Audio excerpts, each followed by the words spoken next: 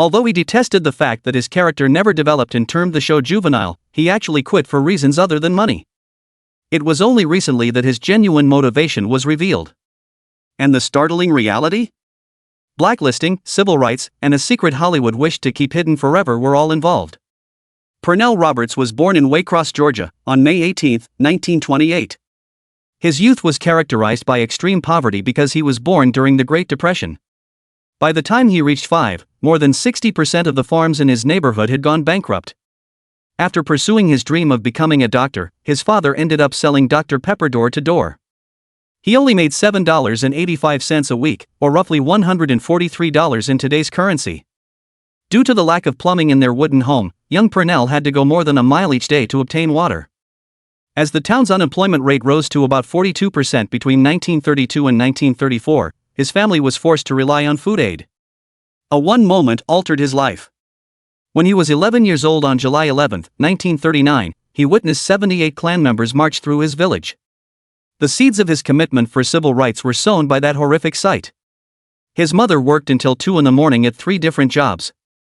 Pernell would wait outside the factory so she could safely make her way home on foot. His fortitude was molded by that kind of adversity, which helped him become the fierce, uncompromising man he would become. However, music offered him hope. At the age of 13, he found a damaged tuba in a junkyard in 1941. He taught himself to play it in less than 3 months, along with 5 different kinds of drums, the French horn, and the sousaphone. At 15, he was able to play 11 different instruments. At the local USO club, he even performed for soldiers, reproducing intricate music after only 1 listen. In 1944, his hand was crushed in an accident. According to the doctors, his chances of fully recovering were barely 7%. He wouldn't have it that way. He recovered his strength by practicing for 14 hours a day instead. By March 1945, he had complete grasp of Chopin's most difficult piano composition. He was a composer in addition to being a performer. There were 14 original pieces in his yearbook. The Atlanta Symphony even played one of them, Southern Lament, in 1946. He received a full scholarship offer from Juilliard. He declined, saying the instruction was too limiting. Despite being too young to enlist, Pernell gave his all to the war effort. 2 days after Pearl Harbor, he arranged a musical revue that raised $837 for war bonds, which is equivalent to $15,400 today. He played 247 USO performances from 1942 until 1945. To get to military bases, he occasionally rode his bike almost 30 kilometers. At just 16, he was surreptitiously employed by the War Department in August 1944 to entertain injured soldiers and even German prisoners of war at Camp Gordon. His shows subsequently improved the recuperation rates of troops who suffered catastrophic injuries, according to military psychiatrists. During a missile alarm practice on March 11, 1945, he refused to get off the stage. He played his tuba for the entire 37 minutes. He received a citation signed by General Eisenhower for his act of courage. On Christmas Eve of that year, he performed for 178 men, 16 of whom perished in the Battle of the Bulge a few days later, despite being raging with scarlet fever. He discovered theater in the chapel. His debut role startled the congregation at the age of 8. Originally slated to play a shepherd, he shocked everyone by interjecting a 4-minute monologue in which he questioned God's silence throughout Herod's carnage. Over 20 church plays had been performed by the age of 12. In 1943, he brought in 7 black adolescents to perform with him in the town's first integrated show. It was a fierce pushback. The church was broken up by dozens of people. Roberts persisted even after his father's job was in jeopardy. He portrayed a confused rebel rather than a villain in his 1944 portrayal of Judas, leading to the church elders objecting. In his last church play, The Prodigal Son, he reinterpreted the biblical tale to criticize inequality. After seeing the performance, a theater director offered him his first job 6 weeks later. Despite having excellent test scores, he soon encountered difficulties when he enrolled at Georgia Tech in 1946. He coordinated a nuclear weapons debate and skipped ROTC. This encouraged mindless obedience, he claimed. In a daring article he wrote for the school newspaper, he charged that the engineering department was disregarding ethics. Because he led student organizations that researched Einstein and Marx, he was being watched by the FBI by April. He is talented but dangerous, according to one dean. Roberts departed after 141 days. He subsequently stated that he had no interest in constructing bridges. He was curious as to who was in charge of them. He became a member of the U.S. Marine Corps that summer. He was a gifted musician and did not witness battle. Rather, he became a member of the Marine Corps band and played at more than 200 public functions throughout the Truman administration. Winston Churchill was only 7 feet away from him during one performance. When he played jazz during a military review, he nearly faced court-martialing, but a superior who appreciated his approach spared him. In 1948, he left the Marines and went back to Georgia Tech. He excelled in mathematics but left again after a furious dispute on the societal role of engineers. He then enrolled as a philosophy student at the University of Maryland in 1950. It was there that he purposefully failed his science subjects while passing all of his humanities classes with high ratings. Hollywood transition, Pernell Roberts, 1958 to 1959. Sophia Loren's first motion picture appearance. A major turning point in Pernell Roberts' early Hollywood career came when he was cast in Desire Under the Elms in 1958, co-starring with rising star Anthony Perkins and global wonder Sophia Loren. For Roberts, this adaptation of the 1924 drama by Eugene O'Neill was a distinguished opportunity. He played Peter Cabot in the drama's intensely emotional scenes. Delbert Mann directed the movie, which was distributed by Paramount Pictures via Don Hartman Productions.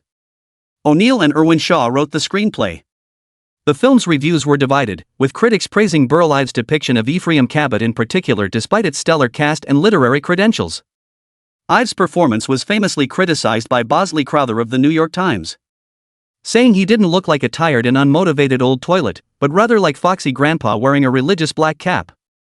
Domestic Rentals received a paltry $1 million at the box office, but it was recognized at the 1959 Laurel Awards and nominated for an Academy Award for Best Black and White Cinematography, Daniel L. Fapp.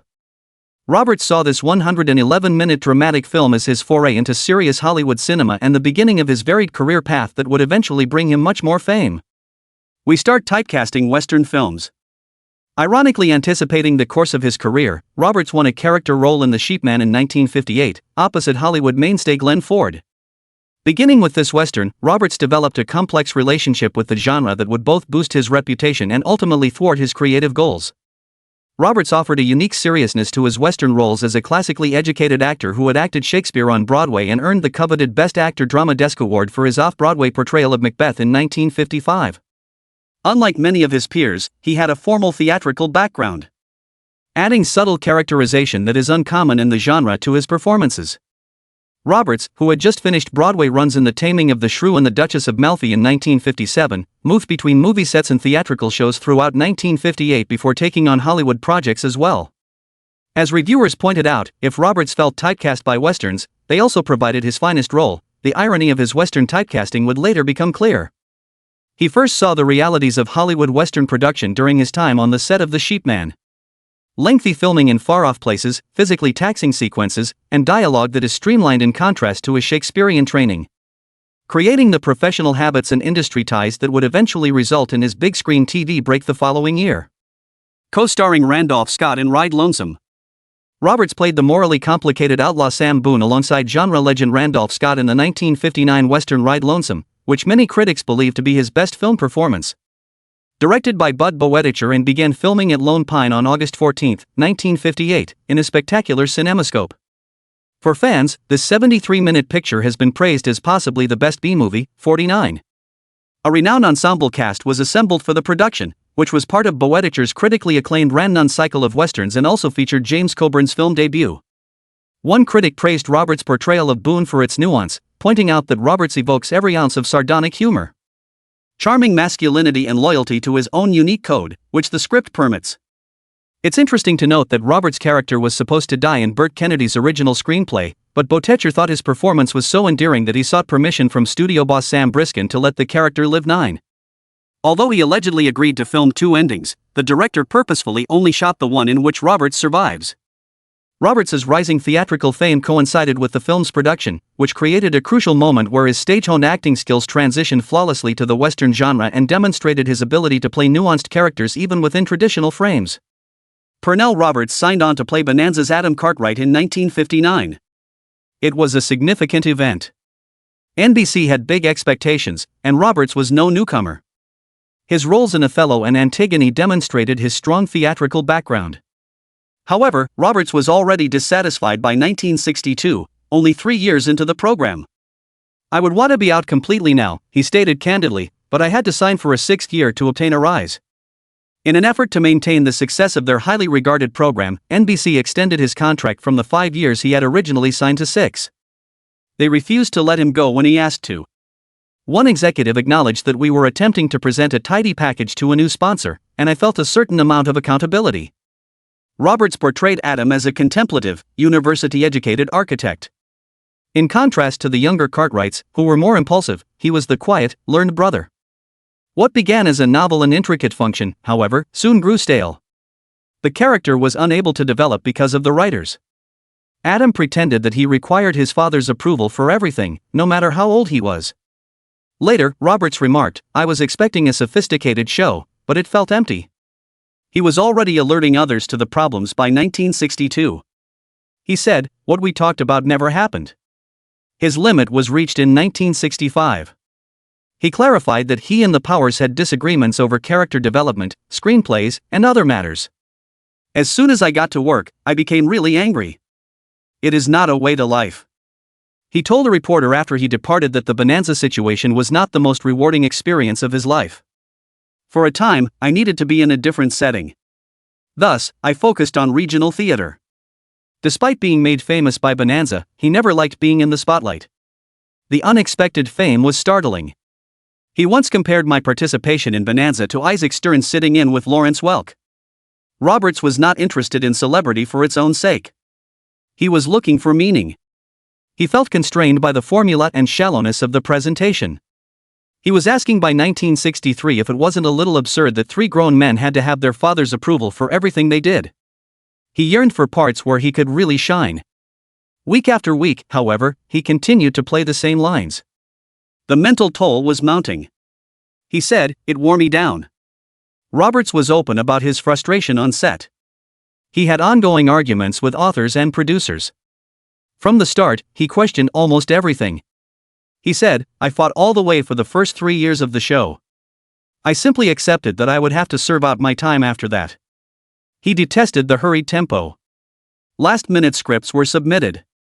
No time was available for rehearsal or careful scenario analysis. "That was a terrible way to work," he remarked. He also ensured that everyone was aware. Producer David Dortort described him as aloof, outspoken, and rebellious. He acknowledged Roberts' brilliance, though. He could improve any scene. Nevertheless, Roberts had given up on the idea that things would get better by 1964. "I haven't changed at all since the start of the series," he remarked. "I play an ineffectual part. I see the picture of the father everywhere I look." Despite everything that was going on, Roberts also spoke out about what was important offset. Using his celebrity, he advocated for civil rights. He accompanied Martin Luther King Jr. on his march from Selma to Montgomery in 1965. He battled hard against racist casting on the Bonanza set, joining individuals like Joan Baez and Harry Belafonte. He urged NBC to hire Asian and Native American performers for jobs instead of only white actors wearing makeup, according to his relatives. He went so far as to propose a plot in which Adam Cartwright would wed a Native American woman portrayed by a black actor. That notion was quickly squashed by NBC, but Roberts persisted. He didn't give a damn about the network's reaction. He felt that morality was important, even if it meant paying a price. He tried something new in the midst of his TV career.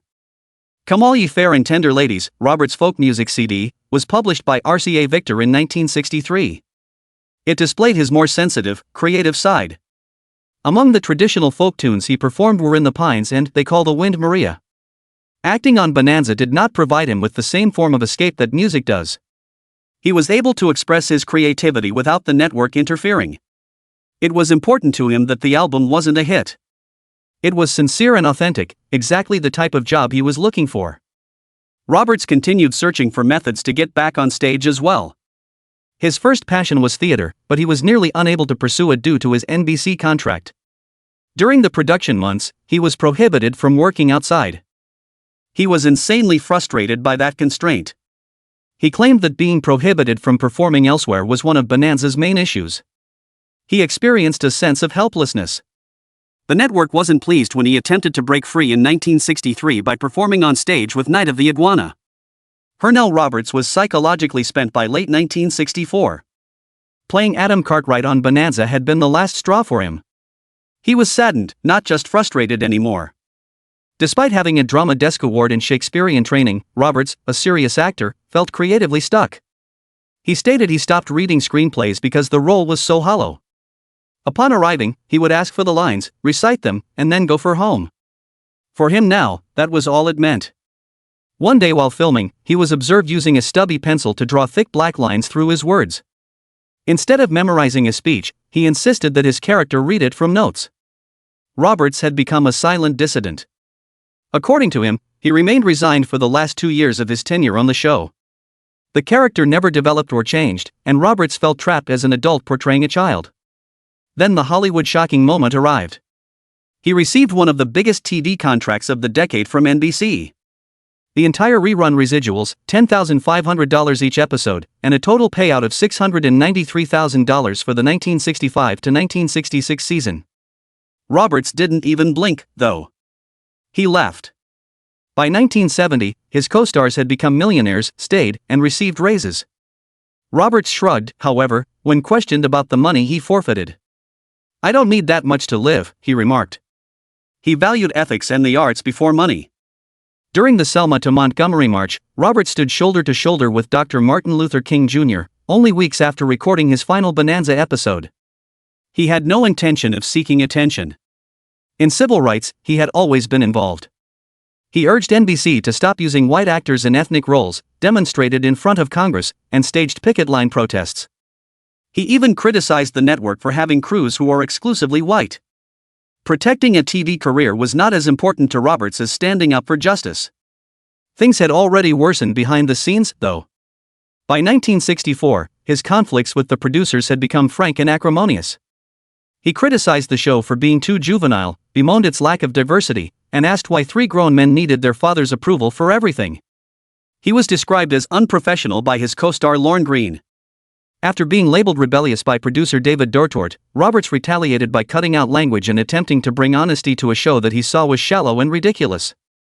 A few years later, Dortort acknowledged his error. He said that it was too late and that he was unaware of Roberts' exceptional talent. Roberts had already departed because he believed that television had turned into a tool for greed and uniformity. It was hurting his creativity, and he didn't want to be involved.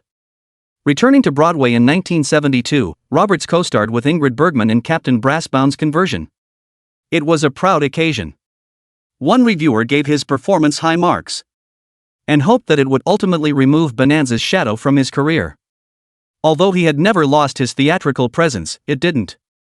He performed in a theater adaptation of Gone with the Wind the next year as Rhett Butler. The show was a failure. The harm was done, but critics pointed the finger at the production rather than Roberts. It was just one more misfire in a series of losses that followed Bonanza. Despite his strong performance, the initiatives surrounding him continued to fail. That was utilized by Hollywood to claim that his departure was a grave error. But not everybody was in agreement. For his role in Welcome Home in Chicago, Roberts received a nomination for a Joseph Jefferson Award in 1973. It was an uncommon instance of acknowledgement during a difficult period. His cameo appearances on TV, The Odd Couple, Gunsmoke, and Mannix continued. But he was largely ignored by the industry. He had turned into a subliminal reminder to others not to upset Pernell. For years, he was unable to obtain another series. After publicly criticizing TV, he was discreetly blacklisted, and he later acknowledged that he never even had the opportunity to say no. He was employed by producers as a warning. "Do as we say or you'll become like Roberts," they would say. He had the option to be resentful, but instead he healed. He returned to the regional theater. Portrayed a variety of roles, ranging from Randall McMurphy in One Flew Over the Cuckoo's Nest to Captain Von Trapp in The Sound of Music, and lived far from Hollywood. Despite their financial hardship, Roberts deemed these years essential. He never once expressed regret about quitting Bonanza, but he did say that he needed to emotionally regroup. One of television's most popular shows ended Pernell Roberts' tenure. He quit Bonanza in 1965, forfeiting a substantial salary. Each episode cost $60,000, which is more than $500,000 in today's currency. He largely avoided the spotlight for the following 14 years. Although he worked in theater, nobody anticipated his TV return. That was a coincidental alteration. He made a joke about becoming the most well-known quitter on television during a charity event in October 1978. There was Frank Blixman, one of the producers. The audition that resulted from that joke was shocking. Executives. On September 23, 1979, a year later, precisely 20 years after his initial Bonanza appearance, Trapper John MD launched. On the first night, it attracted more than 28 million viewers. Pernell was back in full force. This time, he made sure it would be different. In contrast to Bonanza, he received script approval and greater scheduling flexibility. He was more than just a doctor. He was directing the show from within. Although he nearly declined the 1981 Emmy nomination, he was nominated. The thought of artists competing didn't appeal to him. Only after discovering that the submitted episode, in which his character performs on a political prisoner, was being utilized in medical schools did he agree to go. That night, almost half of the TV viewers watched that episode. Roberts gave the Southern Poverty Law Center his $25,000 promotional budget rather than spending it on a lavish Emmy campaign. Use this to fight real battles instead of fictional ones, he wrote in the note. For 7 complete seasons, Trapper John, MD, was active. It outlasted his Bonanza tenure. The 151-episode series concluded in 1986 on his terms. Trapper John persevered in the face of fierce competition, despite Bonanza's higher viewership at the time. It was one of the few programs with viewers of various ages and backgrounds. The ad revenue was $127.8 million. Just his share of the profits brought in about $4.5 million for Roberts. Money wasn't the only factor, though. The persona must be more than a cliché, he insisted. He requested the authors to delve into Trapper's past, particularly his experiences during the Vietnam War, and demonstrate his transformation from a careless surgeon to a contemplative leader. Medical plays at the time rarely had that level of detail. Roberts made a rule change behind the scenes. It was unprecedented at the time for him to choose his own team. His decision to hire author David Friedkin, who had been banned during the Red Scare, was one of his most audacious moves. That nearly cost the show a big sponsor, but Roberts refused to give up. He also called for greater diversity. Women or people of color made up over 40% of the show's directors. The industry average was 5 times that amount. He vowed to resign in 1981 if they didn't hire a black recurrent role. Madge Sinclair's role as Nurse Shoop came about in this way. He showed respect to the workers. He hosted gatherings once a week where everyone may offer suggestions for changes. This reduced turnover, preserved morale, and saved time. He even came up with a way to share profits. The team received 2% of the proceeds from the syndication. In 1984, the Television Academy asked him to talk about it. He remained an activist even after his TV comeback. A quarter of his salary was donated to a non-profit that supported artistic freedom of expression. For the Equal Rights Amendment efforts, he converted his home trailer into a headquarters. The studio executives were not pleased. He didn't give a damn. He created the most daring episode ever by using his script control after 7 TV stations refused to run his programs due to his political beliefs. Trapper tends to injured Nicaraguan citizens. A training program for impoverished youth was also started by him. Each year, 14 of them visited the set to gain paid experience in production. A number later joined the Directors Guild as members. He was reticent but nuanced in his private life.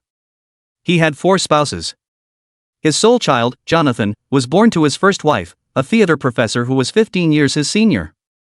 He married on a Bonanza lunch break, then again after more than 20 years, and ultimately, he had a close intellectual bond with Professor Eleanor Criswell. They remained together till his passing after getting married in 1997. The most trying time in his life was 1989. Jonathan, his 38-year-old son, lost his life in a motorcycle accident. It was years before Roberts discussed it in public. After a while, he stated the grief was too intense to express. It altered him. Subsequently, he made more deliberate choices regarding his roles and further separated himself from the Hollywood spotlight. He was away from the clamor of celebrity, living in Malibu. His house was packed with literature, Native American artwork, and vistas of the beach, but not with accolades. It became his haven of peace. At the age of 79, he received a pancreatic cancer diagnosis and remained there. Just dignity, solitude, and Eleanor's devotion, who cared for him till the very end. No public announcements, no pity-seeking. On January 24, 2010, he passed away at the age of 81. Despite leaving Bonanza first, he outlived the other cast members and was the last one still alive. He was, in a sense, more resilient. Hollywood trends is well known. And even the parts he was supposed to play.